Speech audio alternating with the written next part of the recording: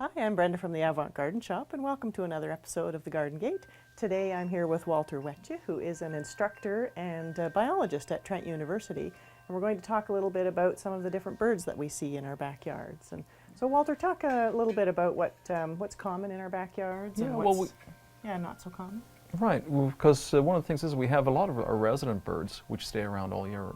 For example, the pileated woodpecker, the downy, the hairy, the chickadees, some of the goldfinches, and so on. These are our resident birds. But every winter, obviously, we get flocks of birds from farther north that are short distance migrants. They only migrate as far south as they need to get food.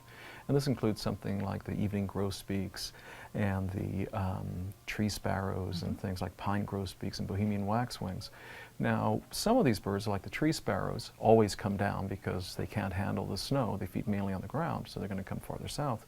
But birds like evening grosbeaks and pine grosbeaks and Bohemian waxwings feed on fruit and seeds on trees up north. And if the seed crop is good up north in the boreal forest, they don't come down. Right. And so actually there's a forecast every year that is put together by two biologists in Ontario, where they go and they survey people who work in the forests up north, and then based upon what they see in terms of cone crop, they can tell you whether we'll be seeing any evening grosbeaks or pine grosbeaks or crossbills or any of these other interesting northern birds. Okay. And so actually this winter is a little bit better than last winter when nobody came down, but it's no good, not as good as 2012 when we had lots of these species here. Lots of different things. I remember seeing lots of the siskins and different things like that, yes. Yeah. So when we come back after the break, we're going to talk about what we might be able to see coming this spring, something a little bit special. So I hope you'll join us in a few minutes.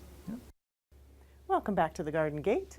Before the break, we were talking about what kind of birds we're seeing in our areas right now and what we can maybe expect for the spring. So Walter, what do you think we might see this spring? Well, it is the depths of winter right now, obviously, but as the snow starts melting and the ice opens up on the lakes, we start seeing a lot of the early ducks, these diving ducks like golden eyes and buffleheads and mergansers that need that open water. And then once we get a little bit of the shallower water opening up, we get the puddle ducks like the mallards and so on. And then when we get bare ground, we start getting the sparrows, the short distance migrants that have been wintering down in Florida like so many people that we know. And then finally, then April and May is when we start getting those long distance migrants that have come from Central America and the Caribbean, even as far as South America. Wow. Those birds show up in the middle to the end of May. And some of them, like the Swainson's thrush, will fly all the way up to Alaska after having spent the winter in the Amazon basin. So it's really amazing. This is the wonderful thing about birds is the more you learn about them, the more amazed you are by them, because it's really incredible the distances these birds are covering. Little birds full of so much energy. Yes, and so much to look forward to, because right now we're not seeing very much. Not exactly. It's been a little cool. Yeah, just a bit. Well, thanks for joining me, Walter, and thank you for joining us on the Garden Gate. We'll see you next time. The Garden Gate is brought to you by the Avant Garden Shop, your destination for gardening accessories and backyard birding supplies.